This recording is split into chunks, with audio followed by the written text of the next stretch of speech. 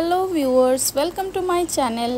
আজকে কিন্তু আপনাদের সাথে আমি ফ্রুট কাস্টার্ডের রেসিপি নিয়ে হাজির হয়ে গেছি। এর জন্য আমি প্রথমে ফ্রুটসগুলো চপড করে আলাদা করে রেখে দিয়েছি। এরপরে আমি একটা কন্টেনারের মধ্যে দুধ গরম করতে দিয়েছি। এটার মধ্যে 1.5 লিটার মিল্ক রয়েছে। মিল্কটাকে ভালোভাবে ফুটিয়ে নিতে হবে। ফুটে গেলে এর মধ্যে দিয়ে দিচ্ছি আমি 2 টেবিল স্পুন সুগার। তারপরে আমি এখান থেকে কিন্তু 1.5 কাপ মতো দুধ আলাদা করে দিচ্ছি। এই গরম দুধটার মধ্যে আমি 2 চামচ মতো কাস্টার্ড দিয়ে দিচ্ছি। কাস্টার্ড পাউডারটা দিয়ে ভালো করে এইভাবে মিক্স করে নিতে হবে। মিক্স করে এই যে গরম মিল্কটা ফুটছে, ওই মিল্কের মধ্যে এই কাস্টার্ডটাকে ভালো করে মিক্স করে দিতে হবে।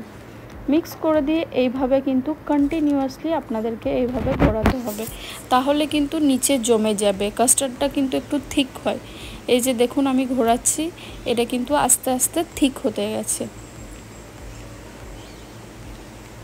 বেশ 2 মিনিট মতো আমি কিন্তু সময় নিয়ে এটাকে ঘুরিয়ে নিলাম। এর মধ্যে আমি কিছু নিয়ে নিয়েছি চপড অ্যাপেল, চপড ম্যাঙ্গো, বানানা, একটু বেদানা, আঙুর আর আমার খুবই ফেভারিট অরেঞ্জ। এই সব কিছু ফ্রুটসগুলো আমি আগে থেকে কেটেই রেখে দিয়েছিলাম। কেটে আমি এবার এই মিশ্রণটার মধ্যে কিন্তু দিয়ে দেব। ফ্রুটসগুলোকে কিন্তু মাথায় রাখতে হবে, এরকমই ছোট ছোট করে কাটবেন আপনারা। তারপরে এই কাস্টার্ডটার মধ্যে আমি দিয়ে দিচ্ছি। এখন কিন্তু গ্যাসের ফ্লেমটা খুবই কম আছে, একদম লো ফ্লেমে করা আছে। তারপরে এইভাবে ঘুরিয়ে ফিরিয়ে আমি কিন্তু নামিয়ে নিলাম একটা কন্টেনারের মধ্যে। তারপরে এইভাবে আমি মনের মতো করে গার্নিশ করে নিয়েছি।